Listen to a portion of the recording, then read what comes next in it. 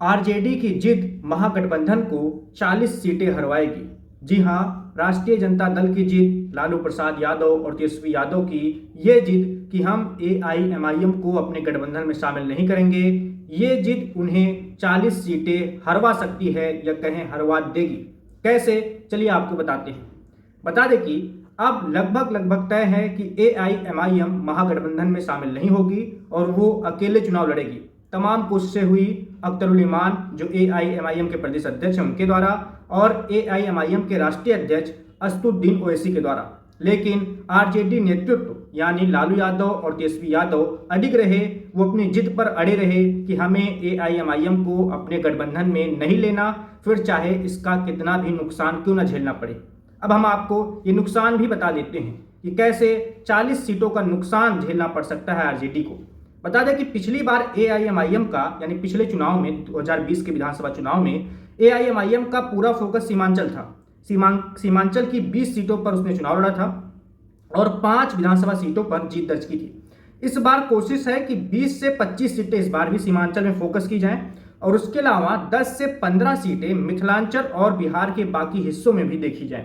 कुल मिलाकर 40 विधानसभा सीटों पर इस बार एआईएमआईएम तैयारी कर रही है मजबूती से चुनाव लड़ने की। और अगर इन 40 विधानसभा सीटों पर अच्छा खासा मुस्लिम वोट ले लेती है एआईएमआईएम तो इसका सीधा नुकसान आरजेडी को होगा और इनमें से बहुत सारी सीटें आरजेडी हार भी सकती है। जैसे सीमांचल की जो 5 सीटें पिछली बार एआईएमआईएम जीती थी, वो 5 सीटें आरजेडी कोटे की ही तो थी। अगर एआईएमआईएम नहीं लड़ती उस चुनाव को 2020 में तो 5 सीटें आरजेडी को मिल जाती, लेकिन एआईएमआईएम ने उनसे छीन लिया। ऐसी संभावना इस बार भी जताई जा रही है कि सीमांचल में तो नुकसान होगा ही, मिथिलांचल में भी नुकसान होगा और बिहार के बाकी हिस्सों में भी राजद को नुकसान झेलना पड़ेगा। क्यों? क्योंकि अपनी एक जिद की वजह से, और ये जिद है कि हम ओवैसी को अपने गठबंधन में शामिल नहीं करेंगे। ओवैसी की ओर से, एआईएमआईएम की ओर से, अख्तरुल इमान की ओर से बार बार कहा जा रहा है कि हम नुकसान नहीं करना चाहते। हम नहीं चाहते कि महागठबंधन का कोई भी नुकसान हो। हम चाहते हैं कि एनडीए हारे। हम चाहते हैं कि नीतीश कुमार की बिहार से विदाई हो, उनकी सरकार की विदाई हो, बीजेपी सत्ता से हटे। लेकिन आरजेडी अडिग है, आरजेडी जिद पर अड़ी हुई है और वो हमें गठबंधन में शामिल ही नहीं कर रही। अब हम लड़ेंगे और लड़ेंगे कितनी सीटों पर? लगभग 40 सीटों पर पूरी मजबूती के साथ एआईएमआईएम लड़ने का मन बना रही है, तैयारी भी कर रही है। लगातार ओवैसी के दौरे हो रहे हैं, सबको पता है। इसके बाद अख्तरुल इमान भी लगातार सक्रिय हैं, या कहें खूब ज्यादा सक्रिय हैं। बिहार की जितनी भी पार्टियां हैं, चाहे वो क्षेत्रीय पार्टियां हो या राष्ट्रीय पार्टियां, उनके जितने भी प्रदेश अध्यक्ष हैं, उन प्रदेश अध्यक्षों में से अख्तरुल इमान सबसे ज्यादा सक्रिय अध्यक्ष में से एक हैं।